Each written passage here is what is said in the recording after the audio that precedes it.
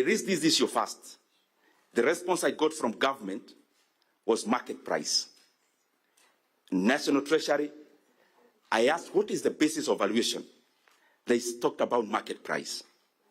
Chairman,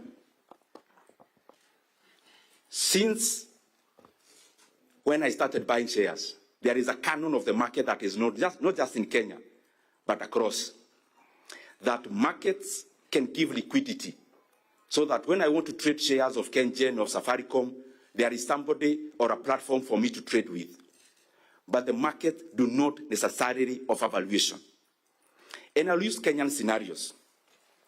Chairman, if, for example, you look at today, in the stock market today, because it's online, you realize that a company, for example, Kenya Power, trading at today's price, the market valuation of Kenya Power is around 30 billion shillings today, actually 29 billion shillings.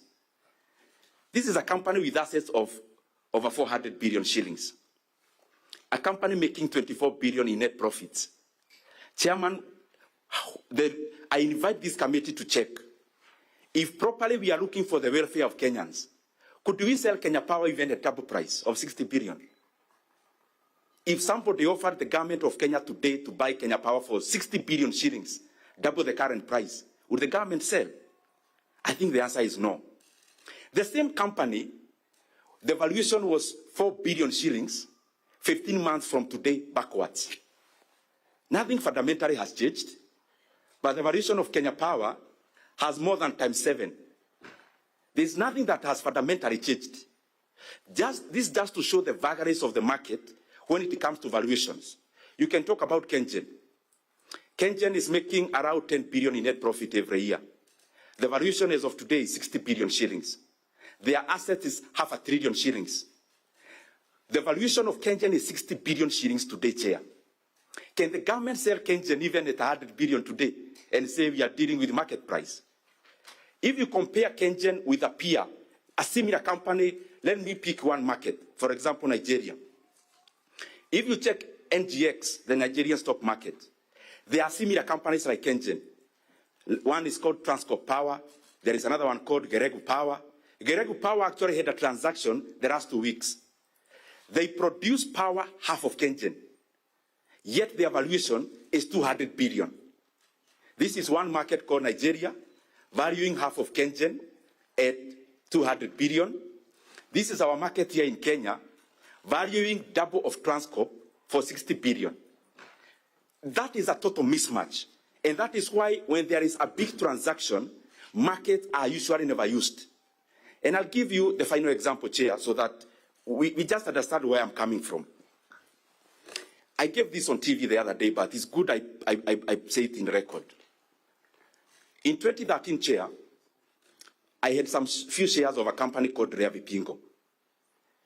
And the company was trading at 27.5 shillings. And I'm still handling the issue of market price. 27.5 shillings. So some guys decided we are going to buy off Rebuttals. And they gave us an offer, just exactly like the one we have from our buyers. They gave us an offer of 40 shillings. That was a 45% upside. And me, as a small-time shareholder, I was thinking, this transaction is too good. We need to fasten. I cash in the 45%. But what did they do? One company called Centum petitioned the Capital Markets Authority. And they decided to open the bid for other people to bid. What was the consequence? One company came, that one called Centum. This one had bid 40 for a share of 27.5. That is how it was trading in the market, and that is the last price Rebuttals traded in the market. So, one guy gave us 40. After the bid was opened, me, I was thinking, with my 10,000 shares, this is already too good a deal for me. Centum petitioned, they offered a bid of 50. After 2 weeks, another company gave a bid of 55 shillings. I actually thought it was drama. Later on, the same company that was to buy at 40, called Rare Trading, gave the final bid after negotiations with the other bidders of 70 shillings upfront cash, and they were to divest from land which they have you know Rea Vipingo, the area around Vipingo, that's the land I'm talking about. These are not stories. They gave us a condition. After divesting from the land, we were to get an extra 15 bob. But because they wanted to exit very quickly, they actually told us, you not wait for the land to be divested. You guys, we are going to pay you 85 shillings now. A share of 27.5 shillings, Chair.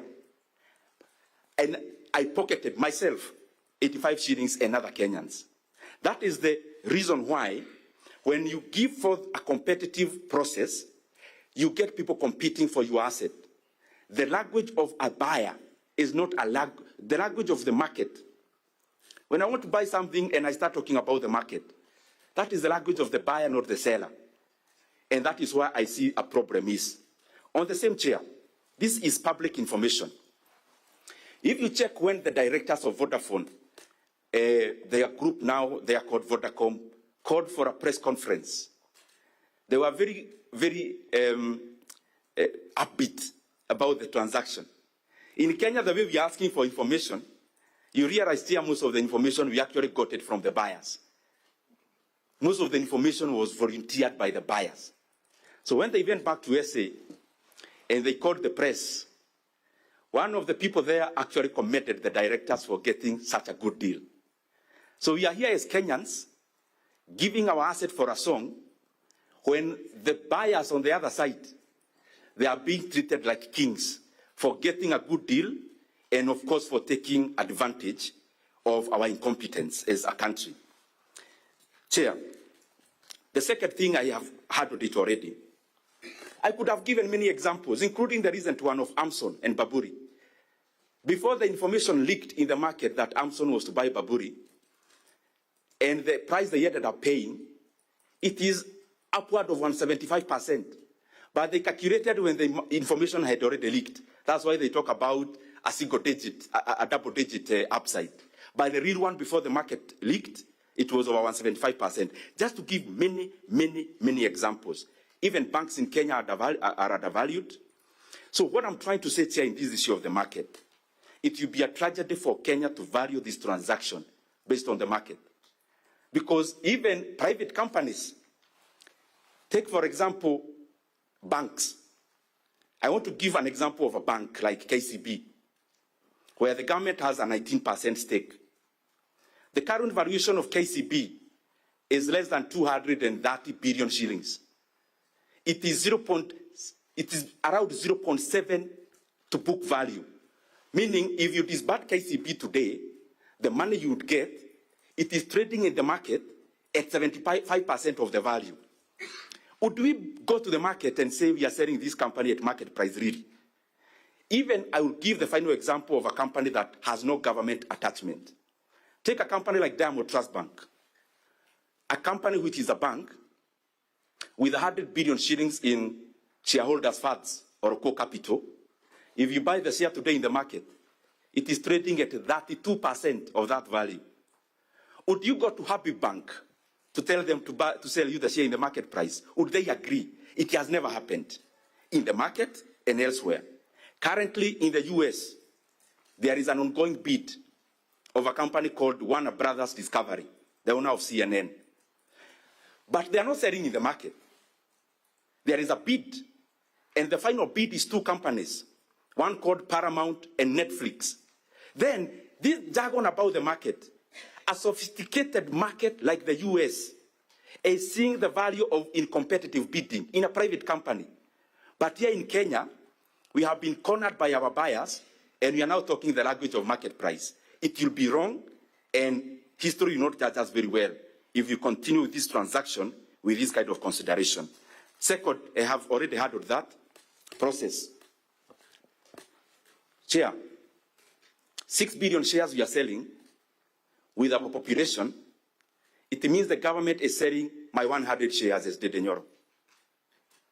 If you divide the shares we are selling, Chair, and you give Kenyans their share, everyone in this hall, because we are all Kenyans, today will be allocated 100 shares. So we must look at it that way. So my 100 shares, what is the process that has been taken for the buyer to be identified? What was the process? How did you one day wake up and decide we are going to sell to the current buyer. I will highlight just a few because I know there will be questions. Let me go to the next one.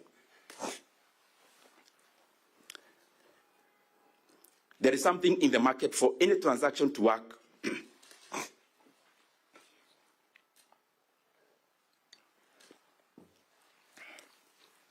For any transaction to work efficiently, Chair, there is something called information symmetry. Now, we are selling our stake of 15% to a company who is already inside Safaricom, who are already having board members. So definitely, they already have a step ahead of any other person who would think of buying our stake because of the information asymmetry. That is something else that we have to look at. Chair, allow me so that I go, this other point I think is the main one that brought me here. So before I go to that one, this is your valuation. Let me just recap a little bit in 1 minute. So, beyond the market, can we get the government of Kenya, when they conceptualized this issue of selling our stake, which valuation methods did they employ? Who did they hire to do the valuation? When did they hire those people? Because listening to the proceedings in the previous appearances, I heard about KCB and a framework contract. But Chairman, I would want to see that framework contract because I've been listening so that I don't waste your time. And Mheshimiwa, I think, yes, Treasury did make that, and as a committee, we have requested for that framework. So, and I'm sure as a member of Parliament, you will definitely have access to that once it's, so, go ahead. Thank you very much, Chair. You know the reason I'm asking that, Chair? The day of the announcement of this deal, it came in wholesome. This is not how even transactions have been done previously. You come and bombard the market with information, and then immediately you're already announcing the price. So who determined that price? Who are these people who are hired to determine this price? That is something we have to interrogate. So there are various variations. That is what I'm trying to arrive at. In telcos, you can do EBITDA times, depends on how many times it is. But let me use the most simple manner and parameter of valuing a company as diversified as Safaricom PLC. Chairman, if you want, the easiest is price of earning ratio. It's called PE ratio. Safaricom, remember this financial year, they are having a blockbuster increment in profit. Chair. So, we are selling our cow just immediately when it is coming out of the woods. What do I mean about the woods? Conveniently, the market has been bearish, but Safaricom has even been more bearish for this reason. You are building a flat here. We have a company, let's say, called ABC Limited. You are building a flat which you're already collecting rent. And that rent, you used it to build another flat. So the person looking at the bottom line will see that all the money you made in your first flat is already building the second one. So there will be no much profit. So our flat here is Ethiopia. We went to Ethiopia. Safaricom went to Ethiopia. Licenses alone. One license was 850 million USD. The other one was 150 million USD. You've already sunk 100 billion USD in Ethiopia on licenses alone. I have not talked about towers. They have done thousands of towers in Ethiopia. So that company, before it went to Ethiopia, because my main point is around valuation, in 2021, the share price was 45 shillings. And the market valuation of Safaricom PLC in 2021 was 1.8 trillion shillings. 2021. It has since invested in Ethiopia. Yes, it was bleeding, but the bleeding of cash in Ethiopia, according to Safaricom themselves, in the release of the last financial year, they are anticipating by next financial year, they are breaking even operationally. How convenient is this then, that we come just when Safaricom we'll start adding into the bottom line, and then, surprisingly, we want to sell our stake, but also basing it on the vagaries that Safaricom has gone through called markets. So in terms of PE ratio, Chair, Safaricom, the kind of profit they make this year, their PE ratio by March, because they closed their books in March, will be around 16.1. PE ratio measures, if you rely on dividend payment and the company pays 100% of dividends, how long would it take you to recover your investment? In terms of Safaricom, the PE ratio by the closure of the financial year in March will be 16.1 years. Now look at this, Chair. The peers, take for example Orange. Orange PE ratio is over 30. You take that years. Take any other globally. Just do your homework, but let me zero in into themselves. The guys who are buying us. Bharti Airtel is like 39. The guys who are buying us, the best their PE ratio has been is 40. The best. The recent one is negative, because at the group level, they are making losses. So that's why they went for a celebration after leaving Kenya, because they knew, based on that parameter alone, they are buying us, they are actually getting us for free.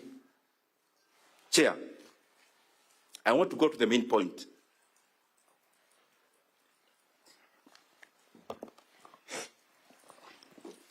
And Chairman, my pleading is this. If there is one point I would indulge the committee to just dig deeper, it is this one I'm giving. Chairman, in any transaction, Honorable Kaluma is a lawyer, I'm sure he knows. Any commercial lawyer knows. In any transaction, the detail is not even in the price. The detail is in something called condition precedent. Conditions precedent. Conditions precedent is like I am buying a shamba. So I'm buying some piece of land in Migori. So when I'm buying this piece of land, part of the condition, let's say I'm buying it for 2 million shillings per acre. But the condition precedent, I'm told, we think there might be gold here. In case there is gold, the condition precedent we had right there, I will always have half of the revenue from that gold. Chairman, that supersedes even the consideration. I invite this committee because I know what I'm talking about is the fact. Kenya is losing over 100 billion Kenya shillings on condition precedent alone. And the Communications Authority is the bigger conveyor of these conditions precedent. Licenses that were due last year, including the main licenses, which I have submitted in my memoranda. Like the network facilities, the one that deals with network facilities, which is Tier 1. Chairman, who authorized the Communications Authority to commit to give a discount to Safaricom in the renewal of 5 licenses, which some I have tabulated in my memoranda? That Kenya in that respect is losing close to 100 billion Kenya shillings on conditions precedent. Things we have already promised the buyer. We have told them, you buy us out, you'll pay half the license fee. Half the license fee in terms of billions of shillings. Money enough to make basic education in Kenya free today. So the Communications Authority, the management, went ahead to commit Kenya to a loss of over close to 100 billion Kenya shillings on conditions precedent. The board had not met when the management of CA did that. And I would want them to table to this committee when the board of CA met to actually discuss about not any other matter, the conditions precedent that we have given to the buyers, where Kenya is losing over 100 billion shillings. So we are here talking about 2 or 4 billion, but the net amount of money we are actually getting as Kenya is 104 billion, because 100 billion shillings is already lost in conditions precedent. Chairman, if there is one thing that you have to stop, is that one, because there is no basis. Secondly, licenses that were to be guaranteed or given for 15 years, all of a sudden, the Communications Authority gives an additional length of time of up to 25 years. Chairman, all of us here. A point of order, Chair. Yes, what's your point of order? Chair, the Honorable good Honorable Ndindi refer us to the page of the presentation so that we follow, because the presentation is making is very important. On what page of? I decided not to follow the memoranda page by page because I leave it for record, but the one I'm referring to is on page 4.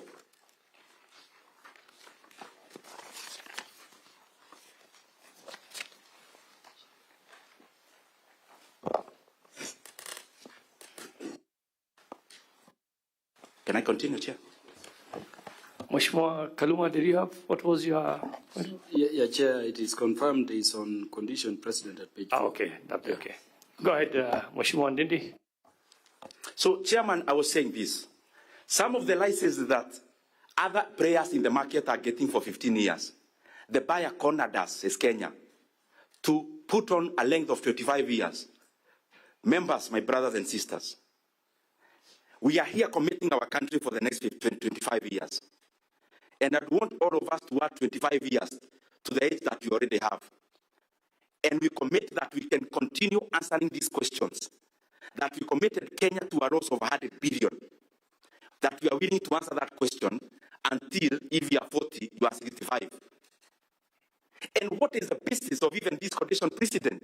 It is just absurd, Chair. And this must stop. And some of these conversations that were done, that we take this discussion and this transaction so light that we are doing phone calls.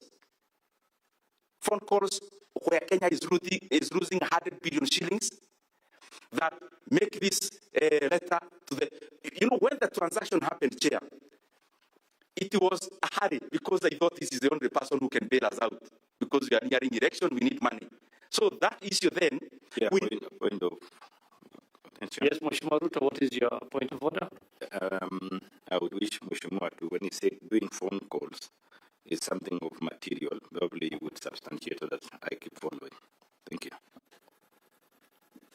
Mheshimiwa Ndindi. Thank you very much, Chair. I think just for I think at the right time, but for now, I think it's best you just withdraw that phone call so that we just make progress on the matter that we're here for. I can't withdraw, Chair, even if I'm to end my discussion here, because my presentation today, history will prove me right. I know, and I'll table at the right time.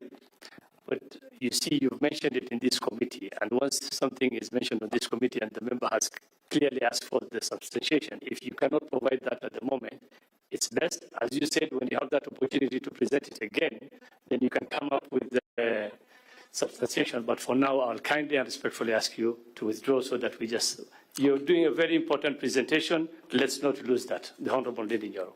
Chairman, let me withdraw to postpone it to a later date. Thank you very much. Yes. Thank you. Go ahead, proceed. Chairman, have you looked at mobile termination rates? What conditions precedent did we give to the buyers? Conditions precedent, and as I'm repeating, is this, Chair. You want to sweeten the deal. In the markets, we say sweetening the deal. So that, okay, I'm selling this cow, but I'm also selling with the calf. You try to sweeten. So the condition precedent we gave is actually bigger than what we are selling. So we lose money on one hand through CA, one on licenses, 5 of them, over 100 billion shillings. Secondly, on this other side, Chair, we are here now pushing Kenyans into a corner through mobile termination rates. I know you'll do that homework. I'm almost finishing, Chair. Chairman, I'd want this committee to investigate further because the buyer we are having is not beyond reproach. If we are dealing with a buyer who is beyond reproach, the market would quiet and no one would have an issue. But then we are here dealing with a buyer who has already proven to the Kenyan people that they cannot be trusted, and especially with integrity. When Safaricom share was being listed, I was working for a stockbroker when I was in university. And therefore I have the details of that listing. Chairman, there was a company called Mobitelea, which owned 5% of Safaricom by the time of listing. Previously they owned more. If you look at the listing memoranda of Safaricom, this was how the shares were allocated. 35% was to be listed, 35% was GOK. 35% was our buyers. 40% in the market, which we all own. Now, Chairman, in the current memoranda, which was released by the same buyers, they now have 40%. Let me rephrase so that I am on record, I am correct. By the time of listing,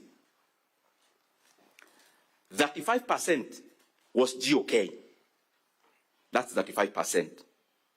35% was our buyers. That is 70%. 5% was a company called Mobitelea, which was a vehicle of political patronage. The amount that was listed in the NSC was 25%, not the statement I had said before. So we listed 25%, it is in the market. All of a sudden, in this memoranda, now government has 35%, but our buyers already bought Mobitelea. So it means then the buyers were in cahoots with Mobitelea. Can Kenyans trust this company to be above board when it comes to this transaction when they already have shown their true colors in terms of integrity insofar as Mobitelea is concerned? Second one, and this one members take it now just like the one for coordination precedent. Seriously. Chairman, we are here being told about market price of Safaricom, but there is something we are not being told. That the Safaricom share price has some shades of the company share having been suppressed in the last 1 year. In June of this year, when the buyers knew there would be this transaction, they did something clever. They immobilized their shares, 16 billion shares. They immobilized their shares for the first time since the listing. Do you think that is normal, Chair? Immobilization means this. The shares were in certificate form, just like many other government stakes, they are not in the market. They are usually held even in certificate form. So what happens, you have to mobilize this share to go into the CDSC. So what did our buyers do? They immobilized 16 billion shares. What does that do? It sends signals to the market of an increase in supply of the same share. So what did the share do? Just exactly as the buyers intended. The share became suppressed. So as the market has been so bullish in Kenya, in other counters, Safaricom bullish but measured. Why? Because the market is already signaled that there is a 16 billion immobilized share by somebody who can sell today. Sell meaning they can supply to the market today afternoon. That CMA has to investigate whether there is even any share out of the 16 billion that has been offloaded out of the immobilized stake. Chair, as I go to the close, transaction, I had the National Treasury talks about KCB. This is how this market works, Chair. And I'm saying it in good faith and in humility. If you want to know, there is no other hand. One, and especially in the transaction cost, because it is abnormal. Transaction costs in the NSE, they are based on some parameters. And the more, the cheaper. If you buy 2 shares today worth 2,000 shillings, in percentage, you may end up paying a higher commission, but it's already capped at 2%. So you can't pay more than 2%. But what the brokers do, the more the weight of the transaction, the cheaper the commission. Now, when I heard that Kenya is paying a commission of an average of 1.5%, then I knew this is a red flag. You just need to do one thing as a committee. Tell KCB to do in writing whether they have something called a stockbroker's agent. That will cure that maneno. They do in writing to commit themselves. Because being a listed company, they'll still report in their financial year whether there is any cost that was incurred in this commission. Stockbrokers agents, how would they do? You go to a stockbroker and say, this is my deal. And then you are put into the system as an agent. Then you are given between 35 to 50% of the commissions your client generates. So you just need to ask KCB in writing whether in this transaction there is a stockbroker's agent.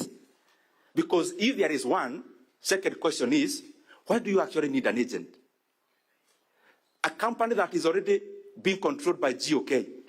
KCB, the chairman, is appointed by government, and the board composition is appointed by government based on the 19% stake. So why would you need an agent for you to connect Kengen to Kenya Power, for example? Why? So, chairman, whatever savings we make, it should go to the Kenyan people. But the way to cure that, let them commit. And then Parliament will check later whether in this transaction there was associated cost of an agent, because that is how things can happen. Lastly, the way forward, I have always said it, and I know 100%, Kenya may end up getting over 350 billion Kenya shillings if we follow part of them. And the many suggestions that I have heard from many people who have appeared before you, Chair. One, this issue of listing Safaricom came up even when I was in the corridors of power. So it's not something new to me. And therefore, whatever I'm saying is just to remind even the people who are there today. But there were better proposals than now. Why are we falling back to inferior proposals? The proposal which I would give, which even them they know, break Safaricom into 3. And you're not doing anything much. Breaking in paper, you're not breaking it like with Nyundo. Break Safaricom into a telco. Number 2, into a fintech. And number 3, into a tower company. The sum total of the 3 will be much more valuable than the whole. That's one. The second option, that is one option. The second option, if we really need money so fast and you don't have time to break down, it is very simple. It will take us very little time to list Safaricom PLC in the London Stock Exchange. The London Stock Exchange now, they are actually begging people to list in London because the global market have tilted towards America. So the LSE is now dry in terms of listing. If you show a signal you want to list, they can even send their finance minister here in Kenya tomorrow to list in the LSE. Once we list in the LSE, we expose Safaricom into the global markets. So people who don't know Safaricom, they only know M-Pesa, they'll get to know there is this profound company called Safaricom. It is actually the owner of M-Pesa, because M-Pesa is actually more known globally than Safaricom. What does that do? It creates interest. Chairman, after that, within the same option. After listing the LSE, open bids, international bids, for only 2 months, Kenya will be surprised that we will have people bidding even above the current consideration because of the other parameters that I gave. And I can bet to you, Chairman, and this issue is very weighty in my heart, is very heavy in my heart. The market already knew that Etisalat wanted to buy Vodacom. It was already known in the market. And therefore, I will not be surprised if our buyers today, next month, they are on sale. Why can't Kenya be patient for 2 months? We go directly to the main buyer and we get the right valuation. When we open an international bid, I can guarantee you we'll have the same buyers bidding at a higher price. We'll have Orit bidding at a higher price. You'll have Etisalat themselves bidding. You can have investment vehicles like BlackRock bidding, like Blackstone. Eventually, Kenya will get more, as the story I gave about Rea Vipingo. So my submission, Chairman, is let us open this bid to international bidders. And we lose nothing. If Kenya gets an additional 150 billion, I thought the mileage will go to government. They'll build more roads. So, I mean, everyone benefits. Why can't we be patient for 2 months and we get a higher price, Chairman? Thank you very much. And as I submit, we look about the dividend. This is another securitization, as you know, of dividend. I would want to know even from the committee, maybe separately. You know, there's something called MTDS, whether it's actually part of it. We are now securitizing dividend. This dividend was part of our Appropriations Act, the current one. Because part of our revenues, the dividend is part of it. So we have securitized. I may ask many questions even about the current IPO that is ongoing. The proceeds were part of the Appropriations Act. So don't we see a mismatch? We have securitized dividend for the next many years, yet in our long-term and medium-term planning as a country, it is already accounted for as a revenue direct to the consolidated fund. I think Kenyans deserve answers on that. Thank you, Chair. I may give more rejoinders as we interact with members. I thank you very much. Thank you very much, the Honorable Ndindi Nyoro, for your excellent presentation and submission to the committee. Members, you've had the stakeholder. Now I'll be calling him a stakeholder. He's here as a stakeholder. So, members, yes, Mheshimiwa Ariko? Okay, thank you, Chair. Then I will give it to Mheshimiwa Kaluma, then Mheshimiwa Kirwa. Thank you, Chair. First of all, I need to say that I need to to appreciate the presentation, a well-informed and insightful presentation by our stakeholder, Honorable Ndindi Nyoro, on this matter of divestiture of Safaricom. Honorable Chair, I wanted to ask Honorable Ndindi Nyoro, because he was Chair for Budget during the said period where the shares of Safaricom started dropping from the figure he just mentioned of 40 something shillings per share. That was the period between 2022 to 2023. And from my research indicated that the shares came down because of interference of government and further investments in these other regions because of risk-averse nature of some of the shareholders. That's one aspect I wanted to ask the Honorable Ndindi Nyoro. Secondly, he talked about materiality of the transaction. It is true that this transaction is material, and the shares are supposed to be sold at the secondary market.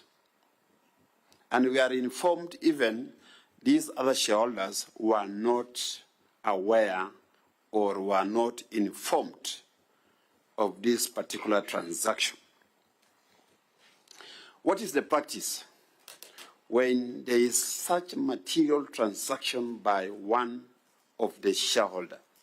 I thought this matter must have been brought in a special AGM meeting or annual general meeting. Was there such a meeting that was held? Because I'm well informed that is one of the shareholders in this particular institution. On the issue of the representative, of government representative in this transaction, he has been in government for more than 10 years, and in fact, is a major person who has been fronting economic aspects of government. Now, because he has changed his mind to go to the other side, and that's what I normally talk of ironies of some of the leaders. When they are in government, they are positive on all the aspects of government.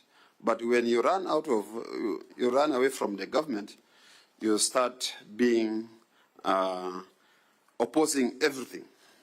So what I'm trying to ask you may need to call the member into order. Did really Ndindi Nyoro ran away from the government? You see, what is the aspect? Ndindi Nyoro has been a chair, is a member of parliament, and I think he's still a member of parliament. So Chair, let us not. You see, there's a saying that. Point of order, Chair. What's your point of order, Mheshimiwa Mboni? I think the government has three arms. There's the executive, judiciary, and the legislature. So Ndindi Nyoro, Honorable Ndindi Nyoro, being a member of parliament, is part and parcel of the government. Thank you very much. Thank you, Honorable Chairman. We also. I know what. Let's allow the Honorable Ariko to continue with his point kindly. Chair, there's a mindset saying. Mheshimiwa Ariko, there's a point of order. What's your point of order, Mheshimiwa? Chairman, I want you to provide guidance so that we don't degenerate from the main business of why we are here to politics of government and not government. Yes. This is a serious business for all Kenyans who are taxpayers. I think, as Mheshimiwa Makapa suggested, can we kindly... Chair, history provides us insight into what we are discussing. Yes. What we are discussing. There is a mindset saying that a jealous family member is more dangerous than a hateful enemy. You can have, you can brainstorm around that. Let me continue with my... Please, let's continue on the subject matter that has brought all of us here. Honorable Ndindi has not made a presentation of the true intrinsic value of Safaricom so that we can base our argument on his presentation. As a scholar, the presentation of Honorable Ndindi is from a scholarly world. So I want to appreciate that.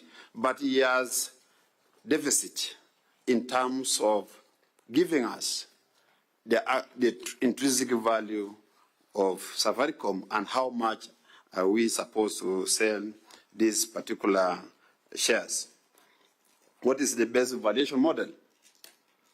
From his presentation, I have observed that he wants us to go into the competitive market. The secondary shares are supposed to be competitive. And just because he has given us some insight on the internal dealings, where one person has clear information or correct information over a particular issue, and this issue is about the valuation of the company, it's about the price of the share, and in fact, the future prospects of the company. What interest is Safaricom going to get from the future prospects of the company, which are more valuable than the current state of Safaricom? Finally, Chair, because I've handled on the issue of competitive process, Honorable Ndindi has talked about the stock brokers. He has mentioned about KCB. and probably is about the transaction advisor. What is the position of Organization for Economic Development, OECD, on the transaction advisor? Because it has guided on the ceiling for transaction advisor, which I said earlier, somewhere last week, that it is between 0.5% to 1.8%.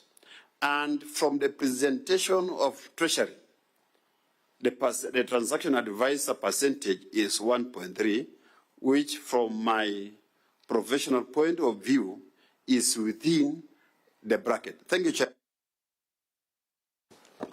Mheshimiwa Kaluma, then Mheshimiwa Kirwa, then Mheshimiwa Paul. Chair, let me join the members in commending Honorable Ndindi Nyoro for coming forth to participate in this process at this stage. I know as a member of parliament he'll have another stage, but this is bold. He's also a Kenyan. And so let me thank him for requesting our clerk to permit his presence to make these presentations at this stage. I know we may also visit other counties during public participation, take interest and join them. And Chair, let me thank you also for following Honorable Ndindi's request, allowing him to appear before us. Listening to Honorable Ndindi, Chair, I'm asking why he didn't request to join us as a stakeholder, so that a number of these questions he's raising, he could help us as representatives of the people to raise them with these various bodies coming here. In fact, makes me think, Honorable Chair, that because I know we could be having Central Bank of Kenya today, later on, Honorable Ndindi should stay around. Because ultimately, if he stays around in that capacity, he can join us as representatives of the people in interrogating these matters. Why do I say so, Chair? Chair, when Honorable Ndindi indicated he's coming and you told us so in the morning, you remember we adjourned briefly. And we were very elated. We thought there is a smoking gun. And he has come and he has started as if there is a smoking gun. But I'm still waiting for the gun to discharge. The gun is not discharging. Makes me think there is something Honorable Ndindi is withholding. Honorable Ndindi, don't fear. You're in Parliament. Tell us, release the smoking gun. You see, Honorable Chair, Honorable Ndindi started by saying there is an issue with valuation. Then he said, I know, to use my own word, some conspiracies, and I'm going to give details of people. Underworld covers. Do we go in camera, you give us these details? Because, Honorable Ndindi, you know the attitude of some of us with anything that is corrupt or collusion. In fact, I was waiting, Chair, you saw me take my pen, and I've been waiting. I just wanted to hear so and so, so and so, so and so, so and so is involved, and is depriving Kenyans of their rightful asset. You know, Honorable Ndindi has come, gone round. I want to request Honorable Ndindi that on that second limb, and I can tell you, you know Peter Kaluma as you do other members of this committee, if you were to point to us that there is some conspiracy, some corrupt practice around this matter, Honorable Ndindi, I can tell you, we would adjourn all the other hearings and this committee will make a decision on my intervention. And you know me. So I would still request and ask very humbly, my brother, having come forth, the generalities you have spoken here, you could speak on the floor. Give us the details of these people you indicate you will give. The better if the media is there. But if you need in camera, please stay on. But I retain my ask to the chair to allow you to sit through. You are entitled. with the permission of the committee. As a friend of the committee. Chair, valuation has been a matter disturbing us a lot. And I agree with Honorable Ndindi, we are not sitting here just as parliament. We are sitting here representing Kenyans in the sale of their assets, which if we were not sitting as representatives here, Kenyans would have been met elsewhere and they would have raised issues. And by the way, we've been raising these issues. When we raised the issue of valuation, they told us there is something called market price. And we were told if you go to the stock market now, and Safaricom shares are listed there, you will get between 28, 29. We were told there is something called PE ratio, which I see you repeating here. And you were taken through these calculations. Price earning. Price earning ratio. I'm not an economist, I'm a lawyer. But we were taken through the details. We were told about intrinsic value. And if you've been following proceedings, I've been speaking to what Safaricom is in our telecom space, in our mobile money transfer space, and in our image and heritage as a country wherever you go across the world. I thought when you mentioned you are coming to guide us on valuation, you know, you would leave us here with a model of computation complete with how we arrive at a figure which we can tell Kenyans as representatives, this is the fair value. You know, Chair, we are at a position no better than where we were before Honorable Ndindi Nyoro came. And these are questions we've been asking. So Honorable Ndindi, could you, beyond what you've said, using all these methods, by way of arithmetics, you know, demonstrate to us how we can come to a better share value so that we determine this issue and we make a determination together with you, which we will present to you to approve or not. Beyond the fact that you are saying, if we went for competition, we would yield better.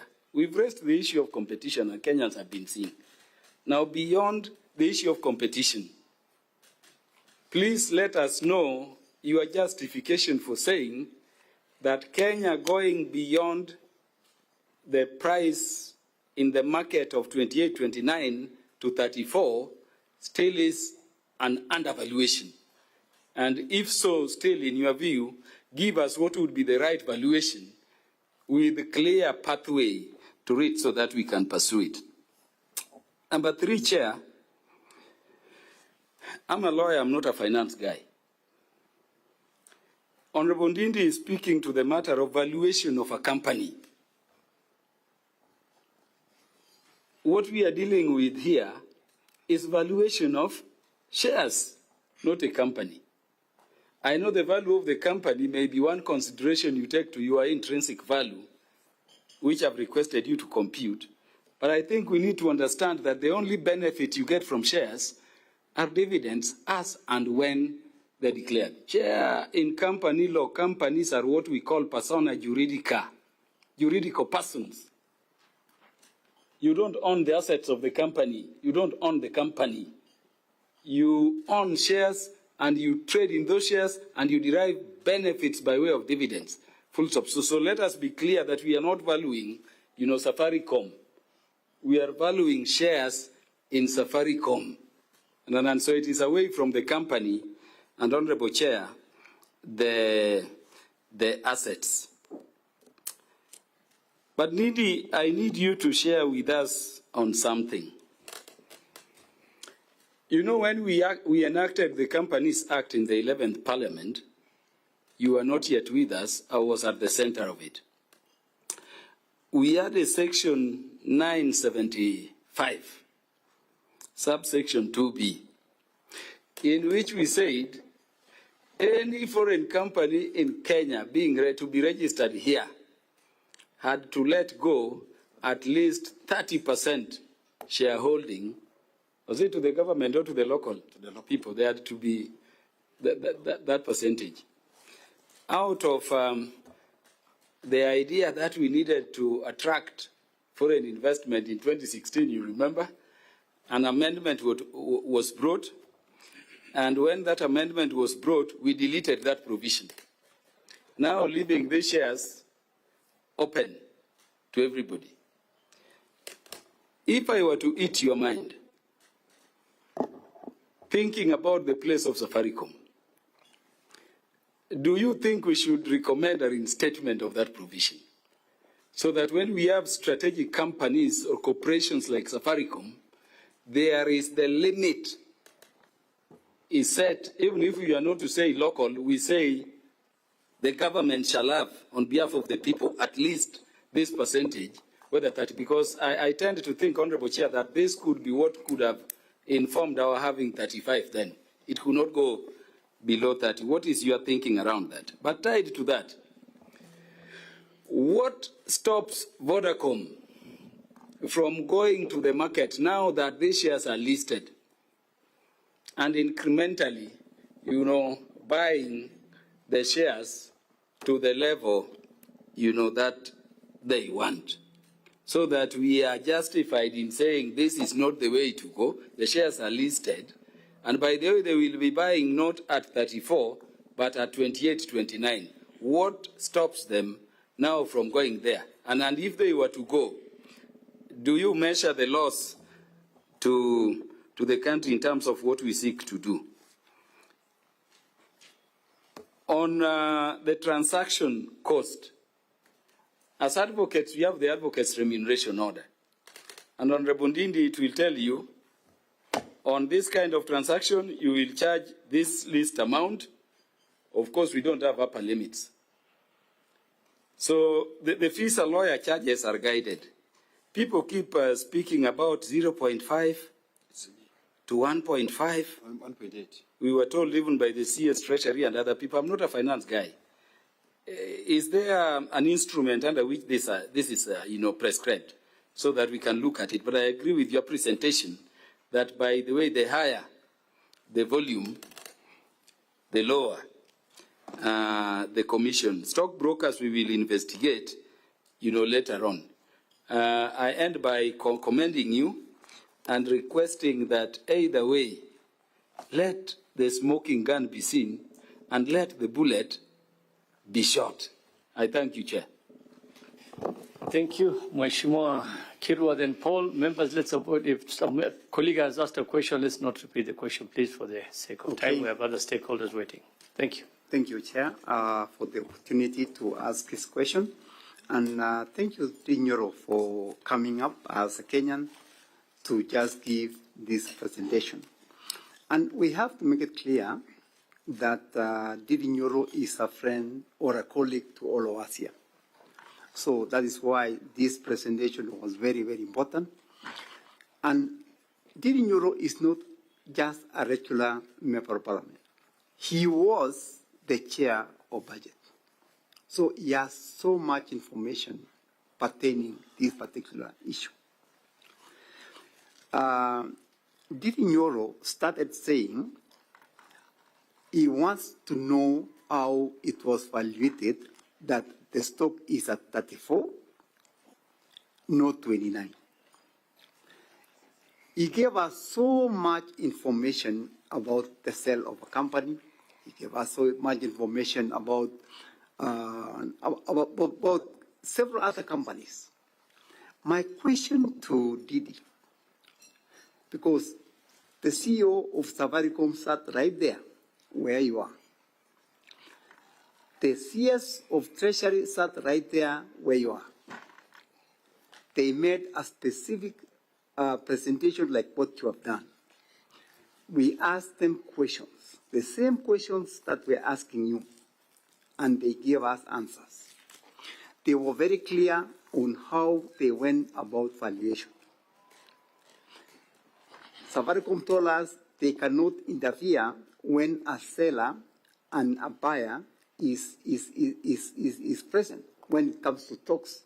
If a buyer says, I want to buy these stocks, and a seller says, I want to sell these stocks, Safaricom has no say in who exactly or to stop it.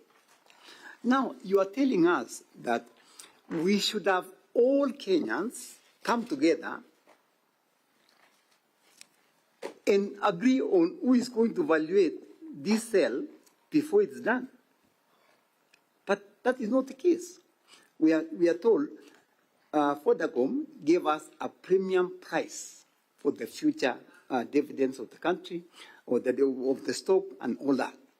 So, Mr. Ndindi, as a colleague and who has so much information about the government of Kenya and who has information about this fund that we are going to set up, infrastructure fund. Of course, the money will come probably at the moment. If it is concluded before it's formed, it will go to another fund. But I want to ask you, do you think that all Kenyans would have sat down and agreed on the price, really? You know very well that Kenyans, there is a way of evaluating the stock and agreeing on how to sell, and there is nothing that was wrong on this sale. There is nothing. If you have information that there is something wrong that was done, then be on record and tell this, because so many people are following.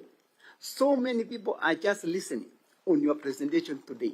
So just tell the people, this is your opportunity to actually tell the Kenyans something went wrong and this is what went wrong.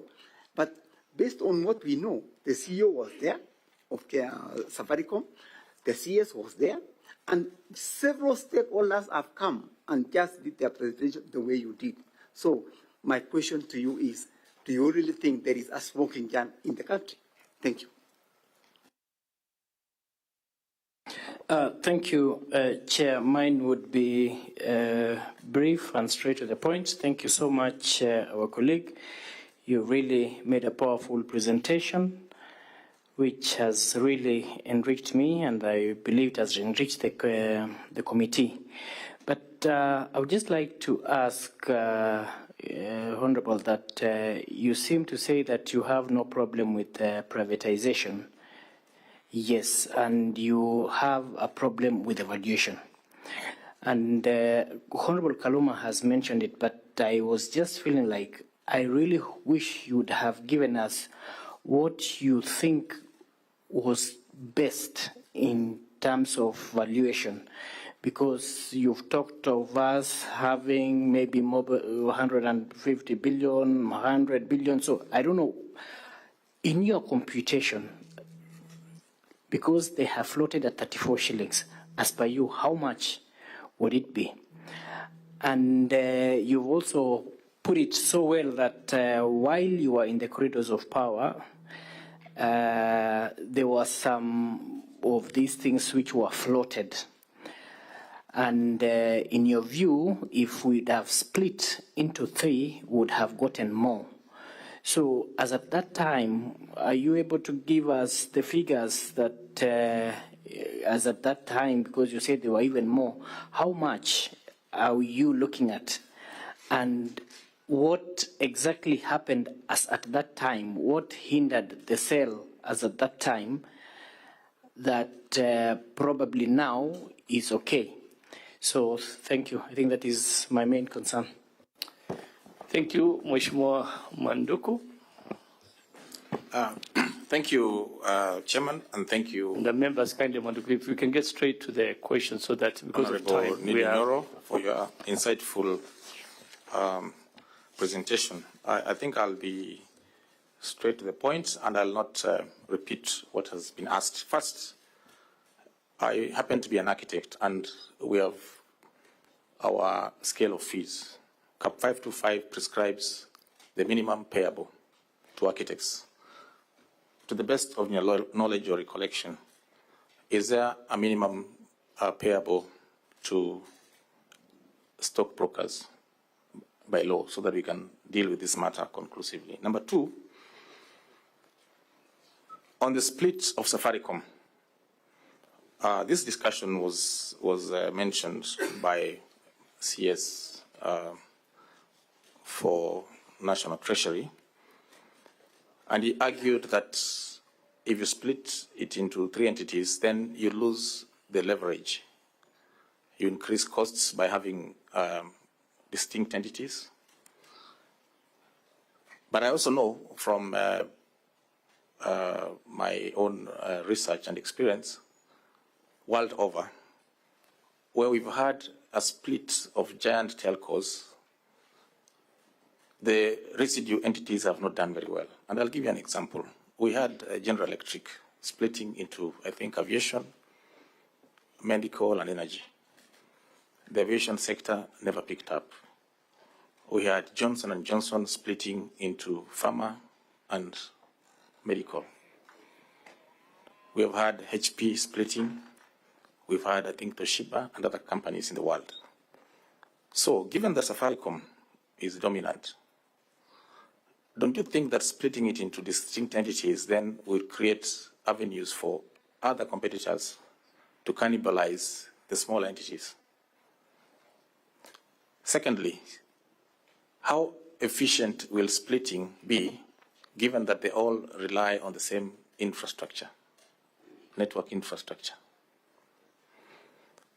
And then how will we have to deal with that then, given that we'll have shareholding in the three entities? Will the shareholding be evenly spread out, or will we opt to hold one entity and release the others as a government? I think that needs to come out clearly.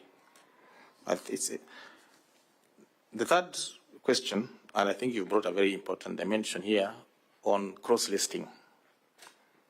What has been the hindrance that all along a very successful company that, like Safaricom, has not cross-listed in other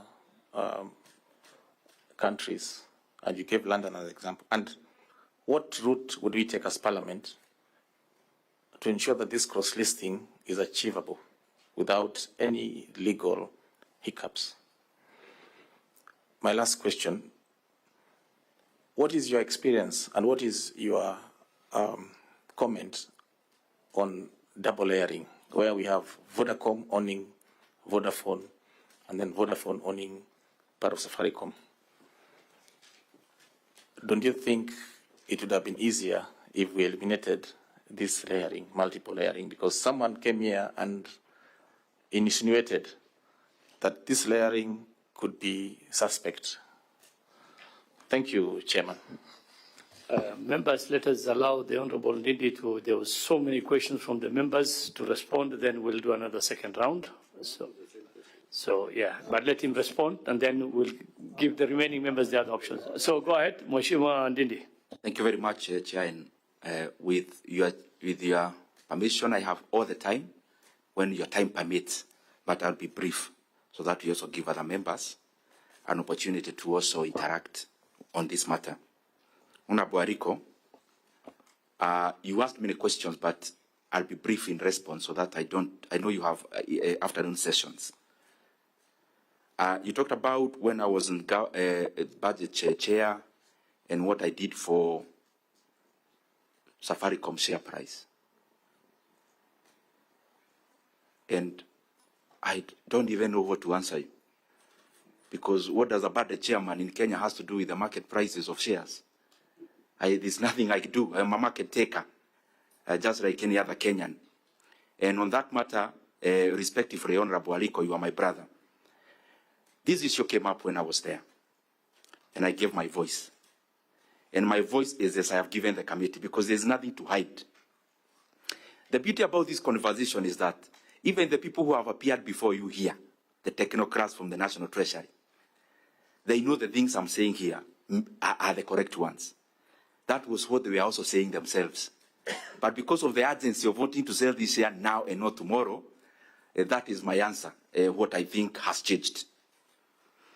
Then you asked about the valuation of, in terms of KCB being the transaction advisor. And I agree with you about there is the base price and there is the upper limit. In fact, you can change nothing. You know, in a business transaction, if Honorable Maduku is an architect and he wants to do his work for me for free, that is his business to do that. My business as a Kenyan is to look at where we are approaching the ceiling, not the floor. The ceiling is more important to me because that is where you put in the other costs in quote. And in this matter, Honorable Aliko, through the chair, I only have one direct thing that you need to do to safeguard the Kenyan interests. Even if KCB gets 3 billion, it is okay. Just do one thing. Ask them, do you have a stockbroker's agent? And they do it in writing. Why am I saying so? That is how deals are cut. And we are here to protect public resources so that instead of the deals being cut to go outside of the public purse, this money to be directed into building roads and other things. So if this committee gets that comfort in writing, then we will have a follow-up document that if KCB ever pays anyone in the name of being an agency, then this house will ask them, an agency for what? Do you need an agency to go to KCB to introduce a Safaricom stake, where the chairman is already a representation of government? That is my take on Abu Aliko. Point of order, Chair. Safaricom Aliko. is a business entity. So whatever it does in terms of transactional advisor, it is part of its business. So even if one of the main shareholder in KCB is doing another transaction somewhere, it will not give for free. It will charge transactional advisor fee as part of its business. Thank you, Chair. Honorable Aliko, we need a whole day. Point of order, Honorable Ndindi Nyoro. Respond to the chair, not to Aliko. And I'm the chair now. Thank you, Chair. Chair, because I'm answering Honorable Aliko, just to put it to perspective, through the chair, I'm answering Honorable Aliko's question. I think we'll need a day to first orient ourselves onto what we are doing in this hotel today and this session. Because Safaricom PLC has nothing to do with a buyer and the seller, Honorable Aliko. They have nothing to do with that. And I thought the CEO was here yesterday, and he said it in the language we cannot understand. Safaricom has nothing to do with the transaction between the government of Kenya and our buyers. And therefore, they have no business to appoint a TA, a transaction advisor. It is only the National Treasury who actually brought up the issue of KCB, not Safaricom. And therefore, I'm not talking about Safaricom. I'm talking about the National Treasury because they should be answerable to us as Kenyans. So my question is simple, and I gave my proposal. There are some things you can achieve by just doing one thing. You can hit 2 birds with 1 stone. To remove any darkness and gray areas, let KCB do in writing whether there is a stockbrokers agency attached to this transaction. You'll have cured everything else. Yes. You talked about transaction cost and you give for OECD countries. Kenya is not an OECD country, remember. Kenya is a growing economy. So it's the right parameter for the wrong jurisdiction. Some are repeating themselves, but you also talked about shares came down after government invested in Ethiopia. Precisely. The shares of Safaricom were trading at 45 shillings around 2021. And the valuation of Safaricom PLC then was 1.8 trillion shillings share. Now we are coming at a level where the same Safaricom has already invested in Ethiopia, colossal amounts of money, but we are valuing it at 2/3 of the then price. And then you are told, no, you have to keep quiet. You are basing it on the market price. That question is next, Honorable Karuma. I'll highlight it. Honorable Chair, Honorable Kaluma talked about, he talked about a smoke gun or a gun smoke. And I am disappointed, to be honest, that a country losing 100 billion shillings is nothing important to any Kenyan. I am disappointed about that. The condition precedent alone, which I gave here, Kenya is losing 100 billion. Chair, point of order, please. Honorable Ndindi Nyoro, yesterday we had civil society. In fact, they are even more concerned than you are. In fact, they were saying that we should not even be here, or if I recall what they said. So, as a point of information, many other Kenyans are as concerned, if not more, than you are. So I think take it easy. It's in good faith, the Honorable Maduku, through the chair. What I'm saying is, the question was directed to me. The tone that you are using, Honorable Ndindi Nyoro, through the chair, is what is taking that, like, there's nobody caring. You know, this is a committee of parliament, and you are a member of parliament, and you understand. We are listening. Then thereafter, this committee will retreat and make a judgment on the reports, including what you are contributing. Through the chair, Honorable Ruto, I give my presentation, and I pinpointed direct specific areas. Then if you come to me and tell me, start talking now, it means you are choosing what to listen to. And I don't think that is fair, because I gave correct figures, what we are losing, the parameters we may do for valuation. How do you be waiting for me to give a smoke's gun? Mheshimiwa Ndindi, yes. I think let's make progress. What he was expecting, you did say maybe you'll mention names and all that. That's what he more or less referred to. But the figures you gave, I think, is also in the, so that's perfectly in order. Thank you. Let me not even, Chairman, I'll not go to that so that we don't. Thank you so much. We don't degenerate. But with humility, what I presented, I feel is very important, because we are losing so much money. There's no doubt it's very important. That's why we're all here, and I'm sure you took your time to research, do all the works that need for you to appear before this committee, and even giving your time to come and give your views to this committee, I think is a huge sacrifice for a member of parliament. So no doubt that you put in a lot into this. And that's why we want to hear you, and we don't want to digress so that we lose the main reason that you're here for. Thank you. Thank you, Chair. And I'll not go to anything that would harm the ambience of this meeting. In terms of valuation, Honorable Karuma, through the chair, was more about valuation.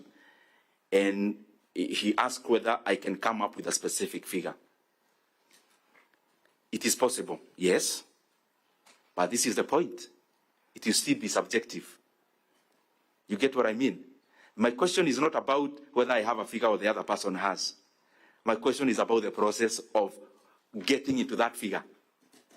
The figure that we are giving, by all contexts, even the other shareholders who appeared, we cannot agree it is grossly undervalued based on the presentation that you had and the valuation parameters that has been put forth.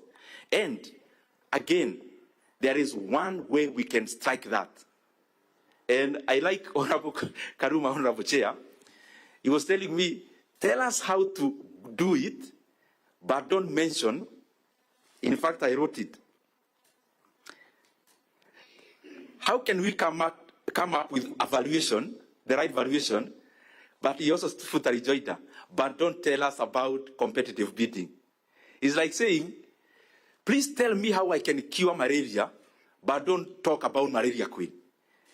I don't know what to say on that, because I think the best way to realize this value is to subject this transaction into global competition. One, you have people bidding, and I gave examples which I don't want to go into, of Rea Vipingo, where I didn't read, I was a participant. A share that was 27.5, just like the current valuation of Safaricom by the time of announcement. But we ended up pocketing 85 shillings. Why? As I answer that question about Honorable Karuma. I was listening also to the National Treasury and other people talking about market. Vodafone can buy from the market. It is fine. Why can't they go and buy? I also threw the same question. It is for one answer. When you are dealing with a block sale, you input a huge premium based on availability. Today, if I wanted to buy Safaricom shares, only 2% of Safaricom I will not get in this market. So you have to do it an off-the-market transaction. And the more the reason when it is an off-the-market transaction, it comes with a huge premium. It's not Safaricom that is first to do that.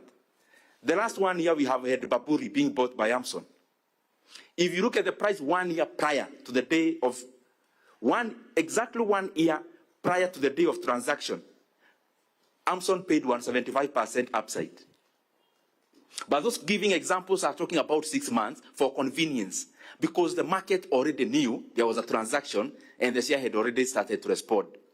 I talked about Rea Vipingo. I can talk about Ken Okobil. Kenocopy also was listed and also had a block sale. Block sales across, that is what happens. And now what you do in the block sale, you go outside the market. You know, the market is already an auction for small-time shareholders like me and you, where we go buy 100 shares today, 200 shares today. The market provides liquidity. When I need to pay school fees, I go and sell the shares. And therefore, the market, what it does, it assigns the value for the retail shareholders market. However, when you are doing a block sale outside of the market, and Safaricom, I'm repeating, is not the first one, they generate humongous premiums. And, Chairman, this is my question. If there is nothing to hide, if we are above board, why can't we just, we will not even spend money to advertise. We will just signal to the market. Safaricom is on sale. We open bids for only 2 months. I can guarantee you, Chairman, that 2 or 4 billion will get even an upside of 350 billion for the same stake. And I'm basing on the P ratios that I gave of different telcos and different companies of that nature. Now, as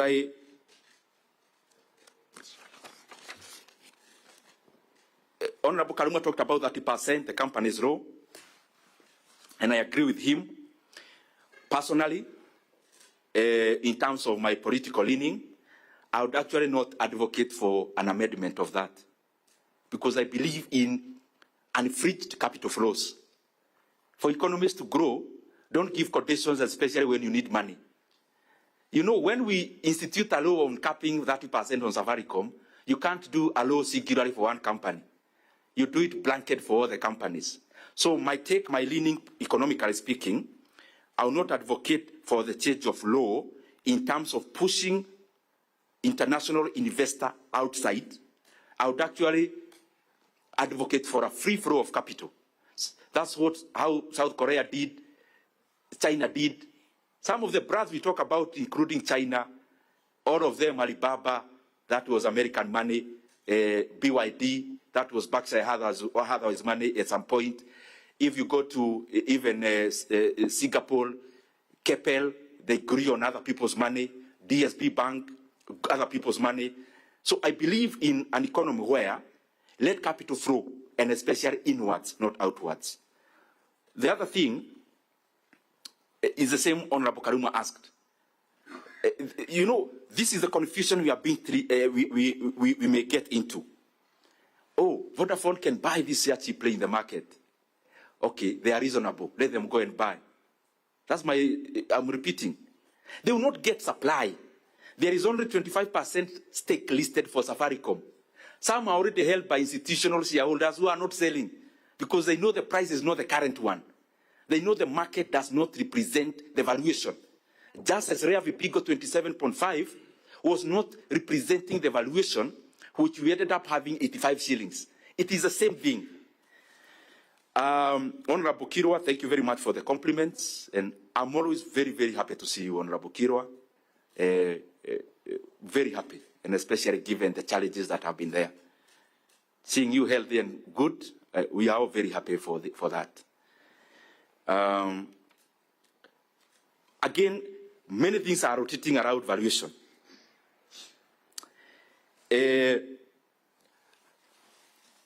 I think that is the valuation, because it's cutting across.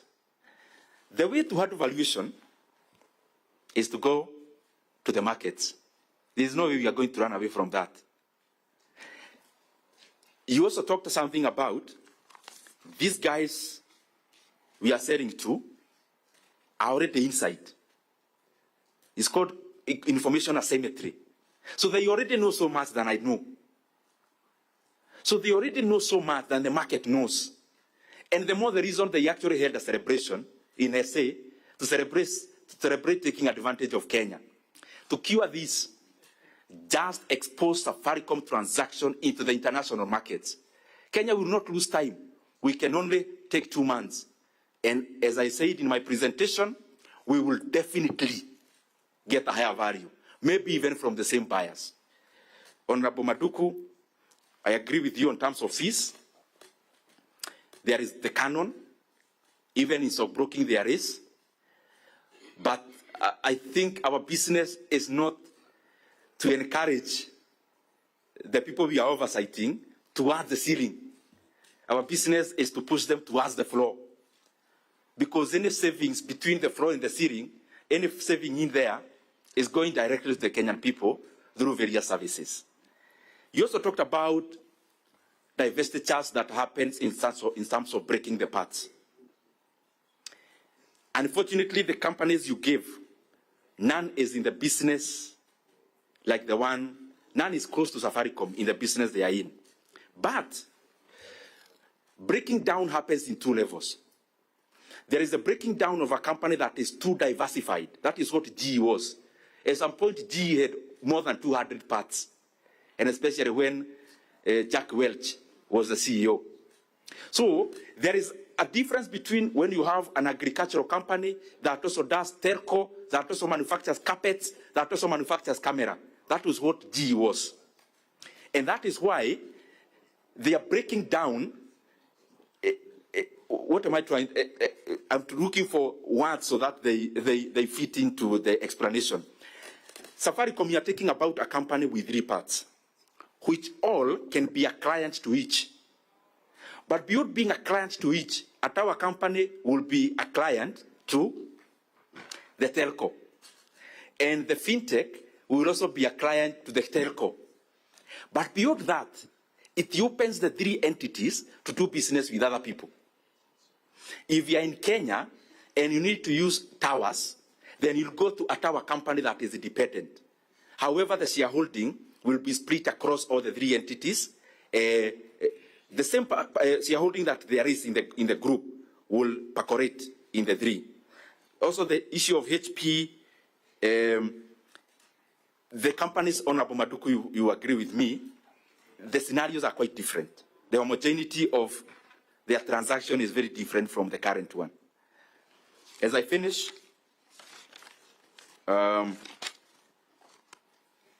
cross-listing, I agree, especially regionally. Cross-listings that are happening is cross-listing towards Kenya, and not without Kenya.